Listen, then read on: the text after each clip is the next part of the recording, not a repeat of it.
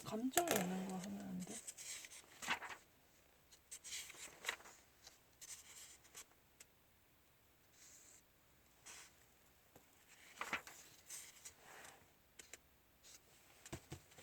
이거 어때? 뭔가 좀 감정 이거 하면 뭔가 좀 감정 있어.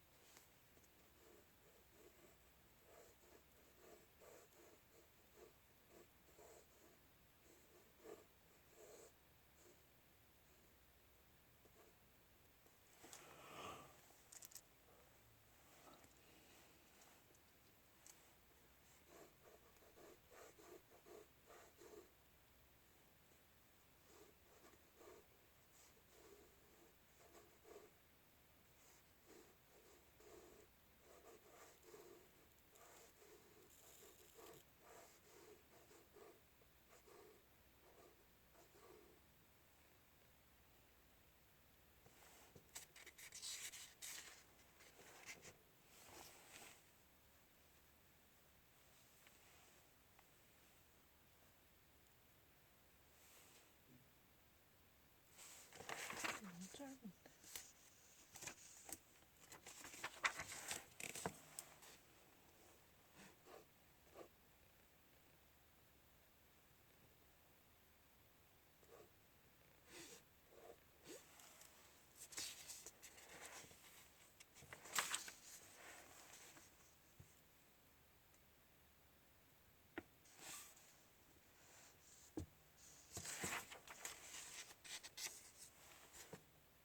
이거 찾아. 영어인 게 아니고 글이 있었으면 좋겠는데 소설 같은 거. 아니면 사람 분야가 감정이 있는데 그런 걸 한번 해봐야 되지 않나? 나 그럼 이제는 못해. 다음에 다른 시험이 있어. 다른 거 뭐 느낌 표현 있는 거 그런 거.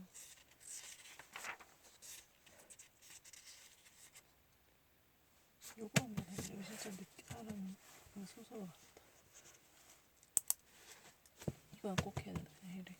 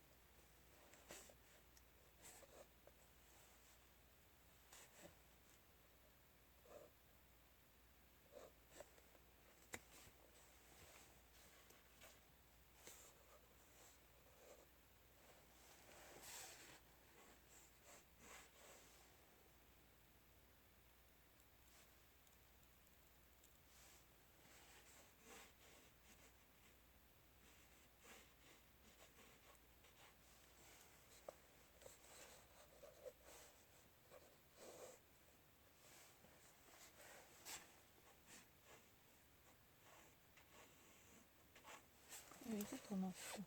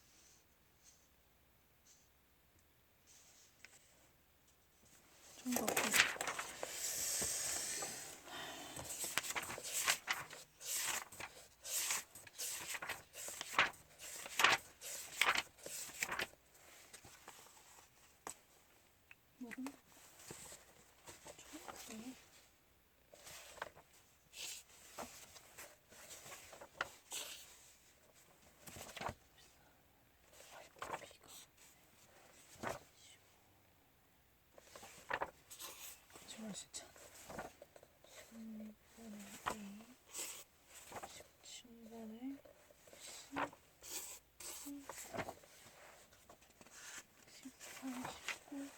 C, 18, 19, 20번에 B.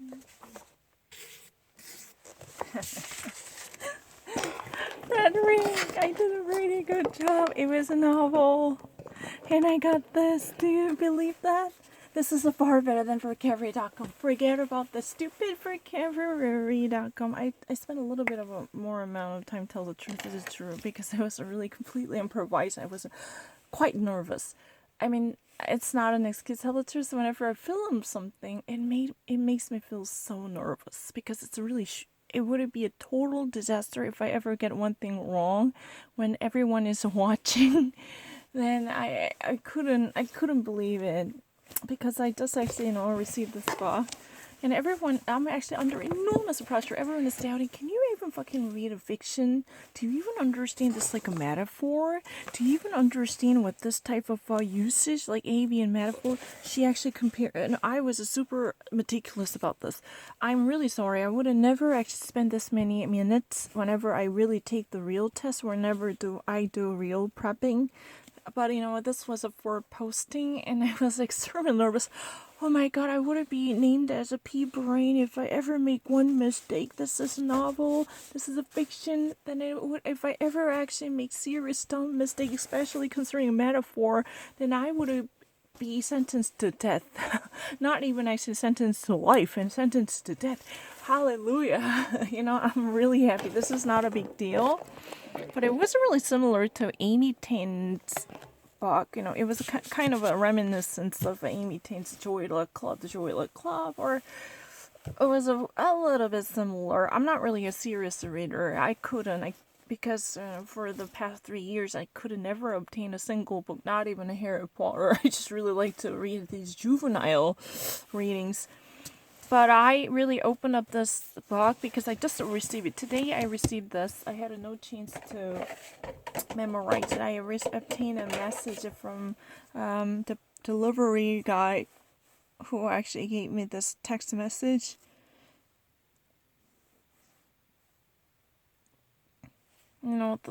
Your package will be arrived. It is actually underway. The delivery time, estimated delivery time, would it be like between 1 p.m. to 3? Like, this is really... I received it today, and I just opened it up. The entire process has been recorded. Wow, I'm going to actually let you walk through what I had it done. It's not really a random peek-in. 정말이에요. Frederick, please watch this. 정말이에요. 나 진짜 소설 조금 읽을 수 잘하진 않아요. I really swear, Lord, I'm not a smart person, not at all. I'm really stupid. But that kind of utter miserable doubt that I can never even understand the illusion. Excuse me, moon's crab surface? What the heck? I've never even heard of this illusion before. Definitely I try my very best to read between the lines. But because of this videotaping, I was really extremely nervous. There is almost like a double the sense of anxiety. What if I ever actually make one mistake? Then this would be a pure embarrassment. 너무 창피하잖아요. 비디오 리코딩에서 사실은 조금 더 떨어서 한 번 더 확인했어요. 어제도 그렇고. 원래 처음 답에서 고치진 않았거든. I didn't actually, waver. I didn't actually hesitate between two different options. That was not the reason I dragged my feet, I swear, Lord. But I was extremely nervous, and I was like, sitting on pins and needles because of the taping. Because think about it, what if you actually missed one thing? Then this video would have been nothing but a hoax. Oh my gosh, I would have been embarrassed in front of everyone. Like, 그런데 정말이에요. 저 진짜 이거 오늘 받았고, 왜냐면 심지어 내가 글을 계속 바꿨어.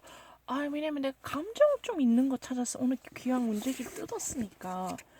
오늘은 제발 그런 경제 그런 글 말고 사람은 감정이 있는 거 읽어보자. 근데 오늘 정말 이게 좋은 게 뭐냐면 너무 이게 많은 거야. 진짜 얼루전이 진짜 많은 거예요. 정말 에이미 텐 글 같은 거예요. 조이 러클럽 그런 글 같았어요. 정말 처음 들어봐요. 이 베트남 전쟁 이제 월남 병사라고 하나? 이런 사람 나와가지고 요거 decreasingly speculative. Everything is really guessing, but the tonality is really cautious, diminutive. Here, I actually picked up the wrong line. Others suggested I thought that maybe he had been a Vietnam vet and other things, but that's the underneath it. That's a better. Others suggested the steaming monastic stranger had come from ashram in Tibet, or perhaps this is really better. So I made a mistake. I changed my answer from I really thought that maybe is a better, but others suggested that that's a better. It's literally far more better. 여기 훨씬 낫네. I'm really sorry. I changed my answer so I didn't get it. But at a chronicle, she actually literally recounts everything she has witnessed throughout the period. Whenever she bumps into this person, technically it took place. Whenever she ran into this person, she literally took note of it, this mental note that has been eventually recapitulated. This is really kind of in a moment of curiosity. She was fascinated by this person, intrigued by, at some point fascinated, but she was in the first place intrigued by the appearance of such an mythical person. There is a really ambience of a mythical proportion curiosity. Yeah, it was like a mythicist.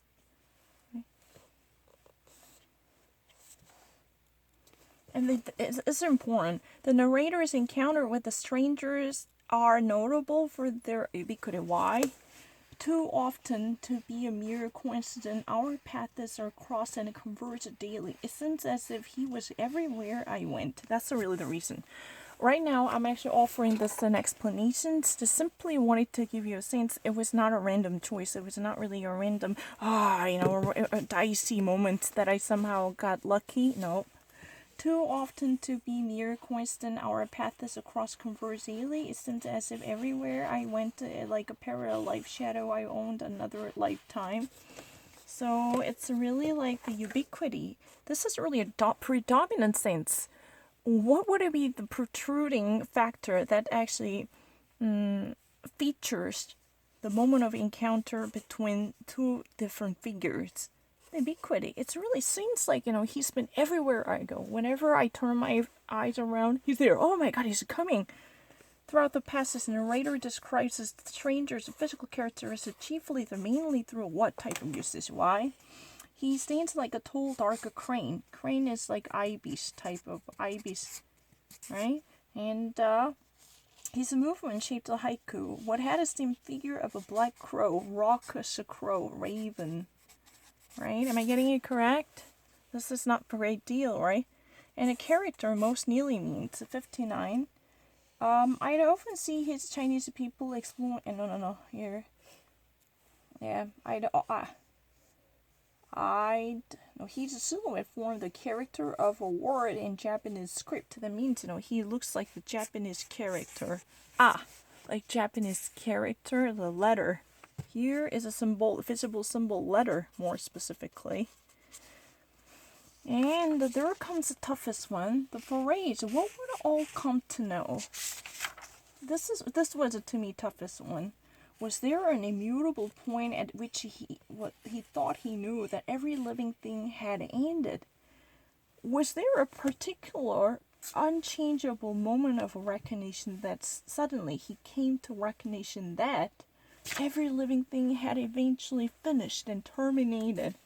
Given the context that he was a Vietnam War veteran, so he actually had witnessed the brutality and atrocity and inhumanity of the war, that particular war.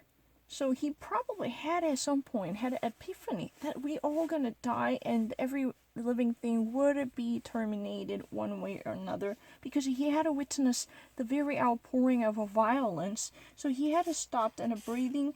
He had to become a shadow. We know that that he probably he probably had to realize what might actually come. What would eventually affect all fate of a human being, regardless of their different walks of life. Think about it. That's really the reason I decided to choose the humanity of war, because he would eventually, he actually already faced the very brutality of war and the ruthlessness of war, so he would have probably had a certain sense what might actually come forward to affect the entire human life eventually at the end of this tunnel, you know. And in line 74, the narrator indicates the stranger seemed to journey from. Let me actually demonstrate it. As I came nearer, he looked up, and for the first time, he was just seeing me. For the first time, his eyes are watching me, not seeing through me. What does that mean? His eyes are there, but he's not actually taking a hard look at me. That means that he is not really actually, looking into my eyes as if he's been evasively giving a stealthy look. This, what reflects that he's a traumatized wound. He could never be a socializing person who could actually have a very engaging moment with other human being. He actually gave a very stealthy look. Excuse me? It's a stealthy look. As if, he's been evading our one-on-one confrontation or vis-a-vis meeting. He just actually gave me a very stealthy look, the furtive look. He just really wanted to evade very meaningful meeting between us. He never wanted to have a lengthy look. He didn't take a hard look at me, as if he's been evading something. That's really the reason he was not seeing through me. His eyes are not penetrating through mine.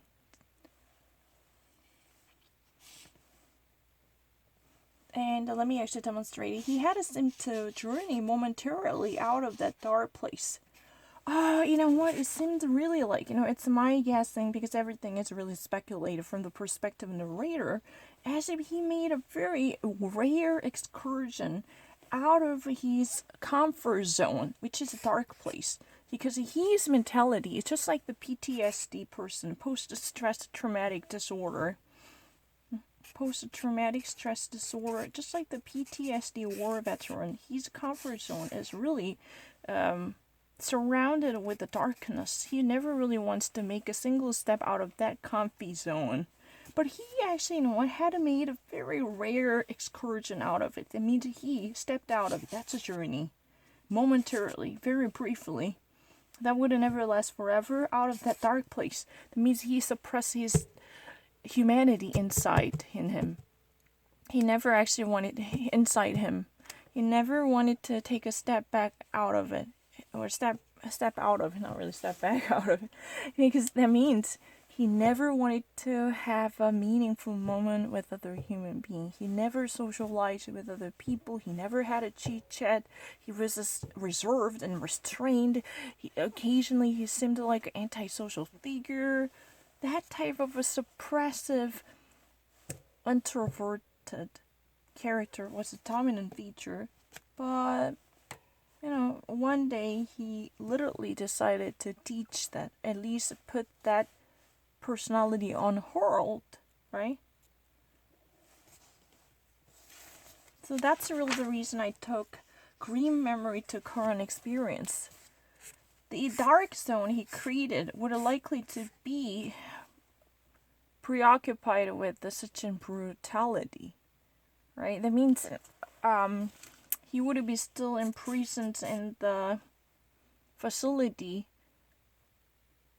from Vietnam, even though he's not prisoner of war, because he witnessed the utter miserable failure of a humanity. That type of a ruthless, bloody misery would still dominate his consciousness.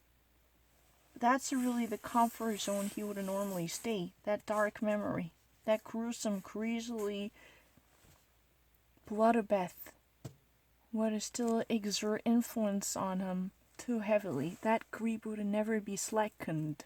He could never let it go. So a green memory to current. He actually, if he's normally staying in this boundary, he sometimes break out of it. But it would probably actually, it would require him to conjure up the greatest amount of bravery, right? To ward off that comfort. Because, that's a really, he would have easily fall back on that confidence, right?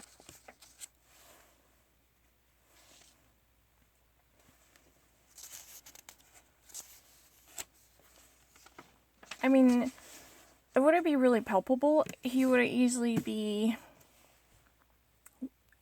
he wouldn't be easy. I mean, I don't know what else I can actually say about it, because I can actually notice that this type of person, traumatized person, still battling the fight inside his own psyche, right?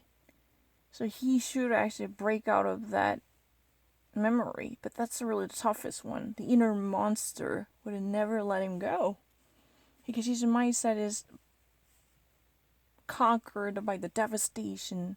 So he barely won the battle, even though he's a war hero and a war veteran who made a success in his lifetime with a badge of honor, right? And the first words the narrator heard from the stranger most likely made her feel a sense of what? This was a pretty easy. I and O awaited the sound of his voice. I had full of anticipation. I wanted to hear his voice. I was pleasantly, there was a sense of surprise because, after watching him closely, it was almost inconceivable for him to vocalize his viewpoints or even pass a simple message. That type of a social activity has been suspended in his life. And it truly fascinated me. It put me in, that means I was startled. I was pleasantly startled. I was joyously stupefied. As I actually hear the very voice that I've waited for so long. The words sure to shape around through the sprung from the well of silence he occupied. The means of the sounds that were so springy, they came out of the very well that suppressed his voice so far. It means that his voice box has been likened to the stream. But the actual stream was suppressed. That was literally, that was under a physical suppression. But finally, the lid was lifted off. And the outpouring of the voice, even though it was not loquacious, but the certain syllables sprung out of his well to be mellifluous, truly.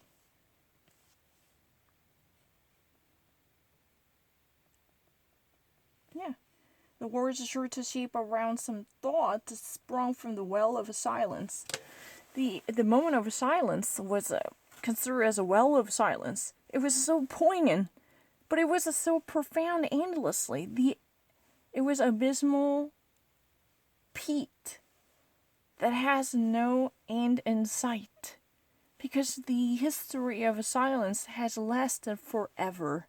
So it has a profundity. But finally, that silence has breached, as if it came out of powerfully, not a gush. However, the dynamic itself, which has the impetus which he has been driving forward his voice, was powerful enough to remind her of a sprung water pout, right?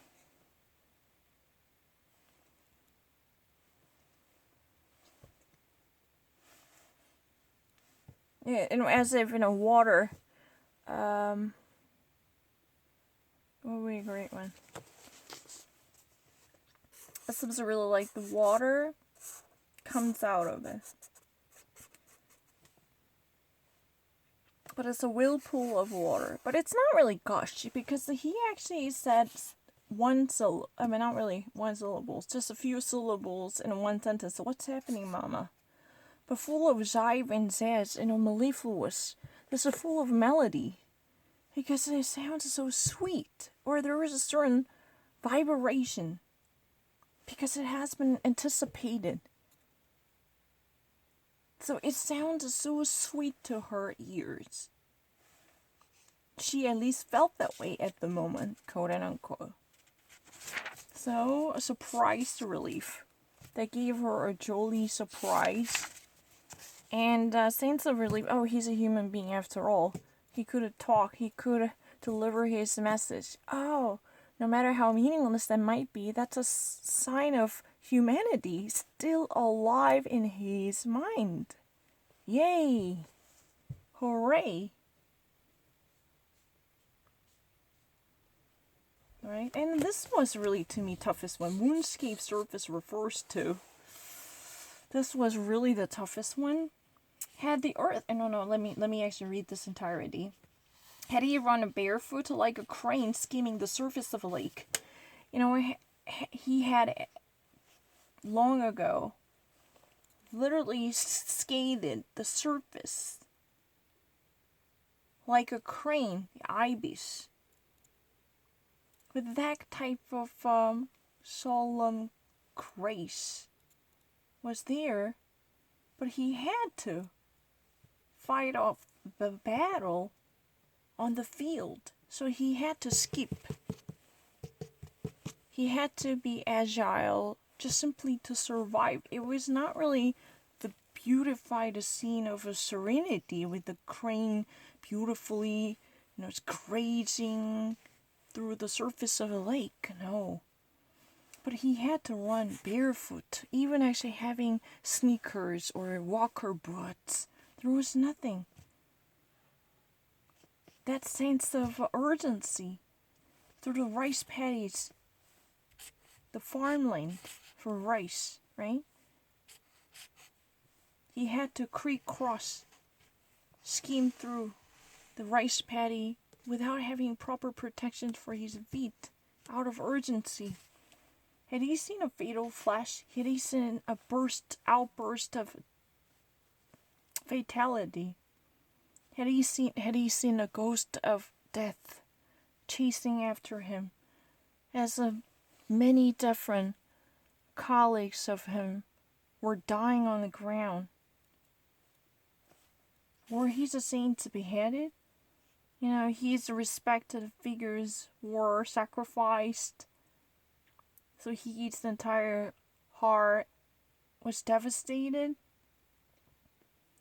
Did the torch emblazon on his breast mark the scar of war? Literally the fiery memory that had haunted his heart to leave a traumatizing scar on him, which eventually turned his heart into a black hole with the darkest hole in it that could never be filled anymore because of the traumatizing scar. He still carried that stigma. He could never be liberated from it in a meaningful sense to initiate a new life, even though he's a million miles away from the Vietnam War zone. Was there an immutable point? And it has I had already covered. Had the Earth become a molten sea, hard than the moonscape surface? Earth is his life. He's a humanity. Think about it. The narrator used a metaphorical expression to consider he's a humanity. He's a civilization as the Earth, of the planet Earth.